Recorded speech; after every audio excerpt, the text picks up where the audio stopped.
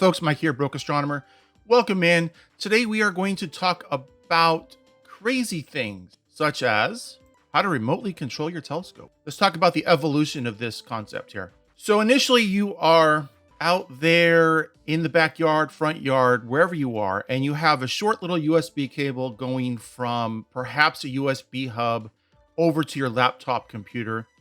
And from the USB hub, you have your camera plugged in, and you have maybe your guide camera as well, maybe your focuser if you have a focuser, and I don't even know what else you might have starting out, but whatever it is, you are controlling it with your laptop, and each of the cables, either without a hub, is plugged straight into your laptop in one of the maybe 3 or 4 ports you have, or if you run out of ports, your hub. Then you decide, okay, I'm gonna move the hub onto the telescope itself. Maybe I'll Velcro it, zip tie it somewhere up on top.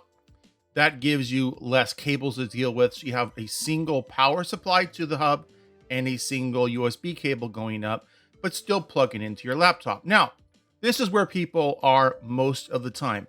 Whenever my club has a Star Party weekend, I walk around Telescope Field and I see a lot of people doing this. And why? Because it stands the test of time. You are sitting right next to your telescope. You got your little folding table, laptop computer, folding chair. It's all fine. It's all good. And it works well. The problem comes in when you either have inclement weather, too many bugs, or something else that you just wish you could be elsewhere away from your telescope. So what do? You go on to Amazon and you find one of these ultra super duper long with active repeater USB cables. And then you run the cable from a tent, which is what I used to do.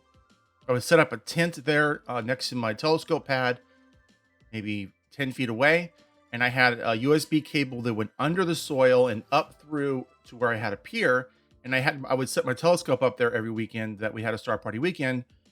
And so it was like maybe 15 feet of cable. It wasn't a big deal. And my cameras were all USB 2.0 cameras.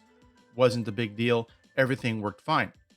And the tent honestly was very cozy and no bugs. And but in the cold weather, it was cold. It would get down there to the teens and it's just too cold.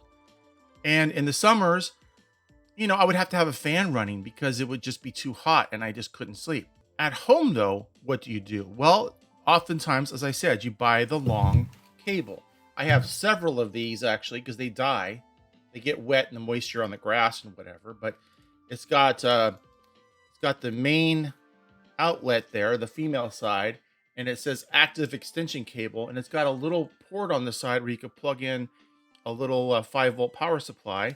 And then in the middle of the cable somewhere, there's this part that I just have some electrical tape around because it was starting to break apart.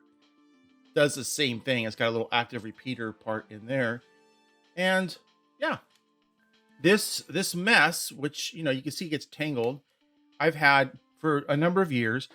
And I would run it out I would have my computer, my actual PC, the one I'm on right now, actually, would be next to the door, the sliding glass door. And then the cable would go out the sliding glass door with, a little gap in it, which means bugs still would come in. So then I got my kids screaming that there's one of those, what do they call them? The crane flies, I don't know I call them skeeter eaters, but I don't know what they're really called. But the big flies with long legs all over the house. They'd freak out, moths would get in. It just wasn't fun. The next step in the evolution of that is to put your laptop out there on the table and then remote to the laptop. So we're going to talk about that. The next evolution above that is to have a little mini computer that either rides up on top of your telescope, like maybe on a dovetail plate you have up there, either Velcroed down or screwed down in some way, or it's mounted to the side of the pier or a tripod or something with a USB cable going up and routing to your cameras or into your hubs that you might have up there. That is in principle a pretty good idea because you would have a 12-volt power cable and a USB cable running up to the top of the telescope, and that's it.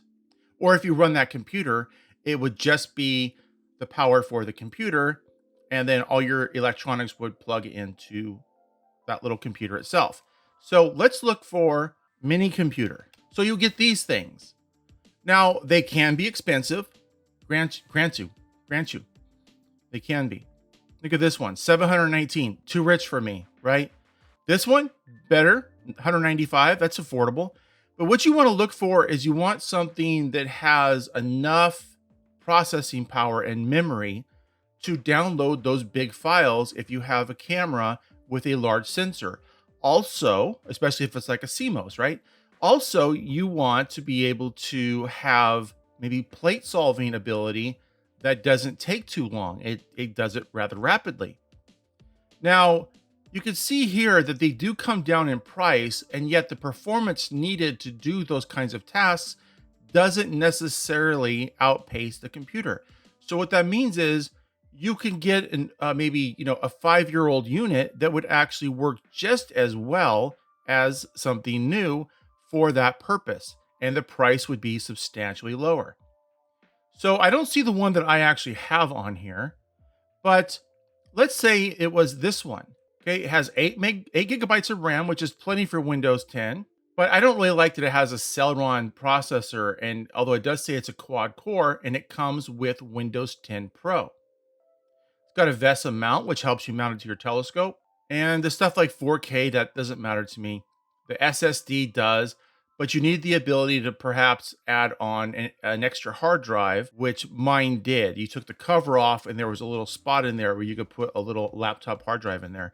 And that's what I ended up doing. It allowed me to have extra storage space.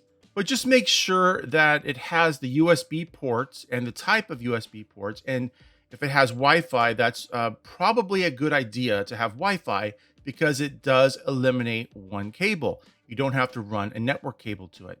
So you do want enough power to be able to do the USB 3.0 cameras, live video, and that kind of a thing. But this is very similar to one I have. I know it's a B-Link. If you'll connect the mouse and a keyboard and an extra monitor, or even your computer monitor to it, set everything up, get the IP address for Wi-Fi. Connect it to your internet, update Windows 10, turn off automatic updates, put them off till whenever. Write down the IP address that's assigned by the router that you have wherever you're going to be. So that could be a problem if, for instance, you set it up at home and then you take it someplace else. You need to then put it in like an ad hoc mode where you're really just communicating between the Wi-Fi of your, let's say, laptop or whatever you would have in your tent or in your car or whatever, that computer that you have connected to your telescope. Now, I still think that if you are going to actually be standing next to it, or you're going to have, you're out there at a star party and you have the table and the laptop, just do that. You don't need a remote if you're going to be standing there. It's really if you're going to be away from your system. Now, remotes to the further evolution would be you have a remote observatory hours, days, weeks away. Maybe it's on the top of that mountain in Chile, and you simply cannot drive there. Okay, you have it set up, and then you're back here in the United States somewhere, and you want to be able to remote to it. So when you have something like that, usually you have an observatory big enough to have quite a large computer, everything set up. I mean, you don't need to have one of these little scrawny things that are underperforming. You could go quite high end and have remote on and off and all those things. But for the majority of us in the hobby, and I stress the word hobby, and especially if you're starting out as a beginner, so one of these little, or even an old laptop that you've retired, you've decided I'm going to upgrade to a newer thing. And so you got this laptop. I have like 3 of them in my family that nobody uses because we've just upgraded to newer, better systems. That is fine, because if you just have a tripod, you could probably put the laptop, you set it up so that when you close the lid, it doesn't power off the device that's under your power management. And then you just close the lid, you put it underneath your tripod somewhere, maybe up on something, or you want to make sure it has airflow, so you can't put it in a plastic bag or anything, but you try to protect it from the elements as best you can. You would run a single USB cable up to a hub on your telescope. So once you have all this, then it's a matter of, like I said, you have to have Pro version because you're going to be using remote desktop. Now, there are alternatives to remote desktop, and we should talk about some of those. For example, you've heard of TeamViewer. TeamViewer seems to be one of the more popular ones to use. and it's free for personal gain. Like if you're just going to use it for yourself, you don't have to pay a fee or anything. And it does work well. And the other thing that's good about it is that you could share the ID code with friends, with tech support. You know, you bought something new and you're trying to get the guy in Italy to log on to your system and try to troubleshoot something you got going on. You simply give them your TeamViewer ID and password, and they can log in and they can control everything. It works great. For my purposes, I feel that it probably is a little bit more resource intensive than I would like to have. So remote desktop is what I use, and it is what I recommend. Now, TeamViewer is just one of many remote operation software. I typically will look, I'll do a search, for example, like TeamViewer alternative Reddit. Now, why would I ever go to Reddit for any information? And I'll explain that to you. The reason you go to Reddit is because somebody has asked the community the exact question that you're asking, and you're getting user responses instead of advertiser responses. You're getting people that have actually done this saying, I like this, I don't like this. Whereas the websites, if you were to go into Google and you put in TeamViewer alternative, you see all these sites that show you all this stuff. None of these names are the same as this name. See how they're not the same? Well, why is that? Because all of these companies either have viruses in them, backdoors in them, whatever, and they're paying to get their stuff on there. Look at this. 9 best TeamViewer alternatives. 25 best TeamViewer alternatives. Sick of TeamViewer? Try these free 10 alternatives. All of this stuff, you guys got to stay away from. Don't trust it. I just simply put best alternative Reddit, and then you get the Reddit thread. And again, sure, it's user responses. Maybe they're dumb and they don't really have a good idea. AnyDesk by a mile. Left TeamViewer way behind. I second that. I'm migrating 1,000 machines to AnyDesk. Now, I've had AnyDesk. AnyDesk is pretty dang good. It really is. Here it is right here on the list, AnyDesk. So there's another one. And you simply install it on both machines and you get the IP address and the password. Actually, it's not even an IP address. Once you have it on your same network, find each other, and then you put a name, like you might call yours, like Cup of Noodle, and then you search for Cup of Noodle, and then you can log on to that computer. It's pretty simple. That's another alternative. But then, as I said, I use, for myself, remote desktop connection. So I will share it here. Give me 1 second. All right, and here we have remote desktop connection, and I connect, and there we go. I have a time sync set up for mine. So what are you going to need to install on your remote computer for all of this stuff, right? What are you going to need? Well, you're going to need to obviously install ASCOM, so whatever the latest ASCOM is, and then the drivers for all of your hardware. If you're going to use any kind of plate solver, like I'm using ASTAP, as you can see here, and I'm just controlling all of this remotely through the network. You want to install with your ASTAP all of your catalogs and whatever else you're going to need for your telescope. And then I have, for example, Nina that I'm using, although it's probably out of date. So if I open it up, because they upgrade it so much, and I am going to do a video, by the way, guys, that is going to be how to set up and use Nina. It is on my to-do list. And of course, you're going to want to make sure that your most recent version of, if you're using guiding, like PhD2 guiding, for example, and you just go through and just make sure everything's up to date. All right. So, and I have SharpCap 64, although my license is probably expired on that one. I still have Sequence Generator Pro, Nina. I have Voyager, SkyX, ASI Studio. Then I have APCC for my astrophysics mount. I have Stellarium, although I don't know why, because I would not use a planetarium on a remote computer. SharpCap, like I said, 3 and 4 both. And then the rest of the stuff on my rotator that I don't even have installed anymore. My USB control hub, my focus control hub, Pole Master for doing polar alignment, keypads, model creator, all these things that I use with my system. I just make sure that they all stay up to date, and away we go. So for instance, I will reload Nina now that it's updated. Now we have our QHY 600, and then we hit power on, or we hit connect, I mean. I guess I could probably do a better job. Hang on a second. Let's see if I can do a better job of making this bigger. Turn it on. You're doing all this remotely. Okay, and it's all over Wi-Fi, so you're no cables or anything. Take an image. I don't remember how to do this on this one. Okay, there we go. We'll do a, it's going to be, my lid's on, so we'll just do like a 2-second image. We'll turn looping off, and we're not going to save or anything. We'll just take a picture. Debayering. And there we go. And obviously, if it was pointed at something at night, the dust cap was off, we would see an image there. Once you have a system where you can have everything automated meridian flips, automated focusing, automated all the things, you check in every once in a while. And whether you're using TeamViewer, AnyDesk, or remote desktop, you can do things like access it over your phone. If you go, for example, to your app store, you can find, and this is, on a iPhone, remote, and look what comes up. Let me see if I can get up there close, and I'll try to angle it so the glare. You see the first one is remote desktop mobile, and then underneath there is AnyDesk. And as you saw, people recommend using AnyDesk. So what that gives you is the ability to think, you know what, I'm going to check. Camera is unable to reach a specified target temperature. That's because I didn't specify target temperature, and I didn't care. -10, yeah, let's do more like, oops, wrong way. 0. Phone, or if you have if you have the means, something like an iPad, which gives you a much bigger screen, and then you get maybe something like this to use as a mouse. I use a pen. Do stuff. Makes it very handy.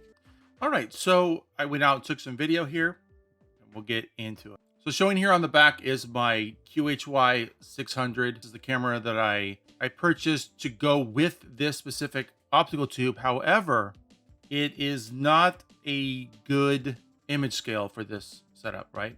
I was thinking that I would probably end up just oversampling the crap out of it, even bin 2x2. Because I have premium mounts, and so I'm not so concerned about tracking errors and all of that. I with a very in-depth model, plus with some guiding on top of that, it was my opinion that it was okay to oversample at least a little bit. I do plan to do a lot of binning with this, but it's electronic binning, not, well, I guess it's all electronic binning, but it's virtual binning, because it's a CMOS sensor, not a CCD. It's not as good as binning with a CCD, of course. It's not even the same ballpark. But I do have a CCD camera that would fit. It's the same exact back focus, the camera. So it's the QHY 16200A, and I could just literally swap from like this point right here and put on that other camera. I'd be good to go. What we have here is a mess because it is not outside. It's not set up. I don't have any Velcro ties. I have not done anything to make this look good at all. It's just sitting in my living room waiting for, well, I was waiting for a couple things to happen. And the problem is I don't set up in the backyard unless I have a wide, clear forecast. And it's supposed to be windy and rainy next week. I don't see myself getting everything set up, doing the model, getting everything organized, everything ready, finally ready. Here we go. I can start imaging, and oh, there's clouds. Oh, there's wind. Oh, okay. No, I got to have a longer duration of clear skies. And besides, once I get the collimation locked in, this whole system here, not the mount, but the optical tube, camera, all that is going out to my observatory in the desert, and it's going to go on my astrophysics mount. So to show my X2 Lodestar and my QHY 600, that's my Pegasus Astro focus cube for the edge, my little brackets that I made 3D printed, and then my big runner hub. Just kind of some show and tell. Other side, I got my Pegasus Astro USB control hub, and that is sort of the brains of the operation. So I can turn on and off various USB ports. So if the camera, something happens USB related, I can turn off that USB and then turn it back on again and let the computer redetect it. Those are some really, really great ways of troubleshooting some problems. From the USB control hub, I have a single USB 3.0 cable, and it goes down in this sleeve stuff we'll talk about in just a second. And then I have in that same cable I have 12-volt power that goes up to that rig runner hub. All I need is USB and 12-volt power. I'm set. That single USB cable plugs into the little computer, little hardback book-sized computer. And now the thing about this type of wrap that I have around the cables is that it's the real slippery kind. So it doesn't snag on stuff. And it's really great for that purpose because, you can get the wire wrap that's the coil, the plastic coil, but that stuff, it'll actually, as a lip of something, and there's the coils, it'll actually hang up on something and then, break loose and you have all kinds of problems. It's better to have this kind, and it's really slippery. Like I keep repeating myself, but it just doesn't snag on anything. And it just really works great. I highly recommend it. And then down here, I have, that's a 12 volt, 20 amp power supply I picked up at Radio Shack. Simply runs 12 volt up to that hub. And having 20 amps, it's plenty. All my cameras, dew heaters, whatever I would need up on top, plenty of power, plenty of amperage. I have just a little power brick for that computer that I have. You can also buy, and I should have mentioned this sooner, Wi-Fi router. You want a router because it will assign an IP address. And what you do is you don't have it connected to the internet. You just have it sitting there where your main computer can get on that same network and your telescope can get on that same network. Like my 10 micron has built-in Wi-Fi capabilities, so I can have my 10 micron actually connect to the same Wi-Fi network everything else is on. So that means I can control it with a planetarium, not on that little computer, but on my main desktop computer. It's like I was connected directly to the telescope. So that's actually pretty fun. So if you have a telescope that has any kind of Wi-Fi capabilities that will allow you to remotely control it through Wi-Fi, even with your phone or something, it's the same kind of deal using like Sky Safari or something. It just makes it really easy. The little bracket there I'm showing is for mounting it onto a pier. This is, of course, my tripod, but my pier has pre-drilled and tapped threaded holes where I go out there and I just bolt it right back onto the pier. I brought all this home to kind of work all the bugs out of it. And then that's where I set up my telescope when I have everything working. It goes right into that spot right there. I got 3 cement pads that are countersunk into the ground so the lawnmower doesn't hit them, I just put the tripod on there and I have little marks, where I put circles on the cement. So I put the tripod legs exactly right and it becomes level immediately. The front tripod leg is pointed at Polaris. So it makes it really easy to get everything set up. And then I just run an extension cord. And that's all I need. A single extension cord going out there. And the Wi-Fi router is, you see my dog peeking his head around the little heater here. See him down here? The outlet for 120 volt outlet it's essentially where I'm standing holding my phone to take this picture. It's right here up against the wall on the outside. So one single extension cord running right out to that spot. Done. Actually, I run it around. I'll show you with my mouse. I run it like back here where the slider glass door, and then all the way around, and then I come all the way out here along the mow strip, and then I go across. That way you can walk in and out of the house without tripping over the power cord. And we're all set.